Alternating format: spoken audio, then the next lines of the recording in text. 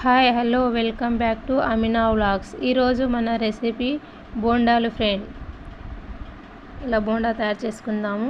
ఇడ్లీ పిండిలో కట్ చేసుకున్న ఉల్లిగడ్డలు, కొంచెం కరివేపాకు, మన రుచికి తగ్గట్టు ఉప్పు, కొంచెం కారం వేసుకొని ఇందులోకి కొంచెం శనగపిండి వేసుకోవాలి ఫ్రెండ్స్. మా ఇంట్లో ఇడ్లీ పిండి మిగిలిపోయింటే ఇలా రెడీ చేసాం ఫ్రెండ్స్. చాలా బాగా వచ్చాయి, మీరు కూడా చేసుకోండి. ఈ శనగపిండి వేసుకొని బాగా కలుపుకుందాం ఫ్రెండ్స్. కొంచెం నీళ్లు పోసుకొని కొంచెంగా నీళ్లు పోసుకొని బాగా కలుపుకొని మన బజ్జీల పిండిలా తయారు చేసుకోవాలి ఫ్రెండ్స్.